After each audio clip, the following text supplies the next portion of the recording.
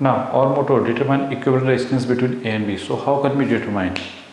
First of all, check series parallel.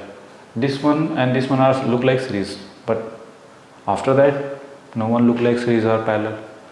So we focus on Wheatstone-Bridge condition, no look like Wheatstone-Bridge condition. So next move on symmetry.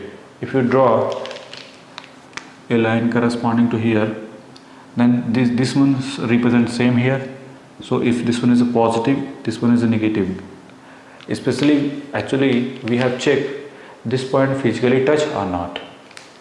Okay, so if this one is I1, so what this one is also I1, I2, I3, I2 means same, I3 same here. Now here I4, here I5, here I6, this is I4, I5 and here I6. Clear?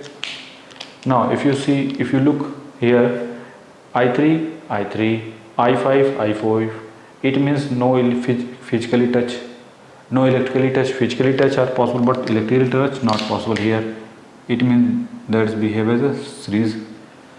2R and this combination is 2R, both are parallel, so 2R and 2 are parallel, so net combination is R. This whole combination is R, and this one is R, and this one is R. R, that is 3R in series, that's why 3R. And this one is also 3R. 3R and 3 are parallel, so net resistance R of AB is equal to 3R by 2. This is the final answer, make it.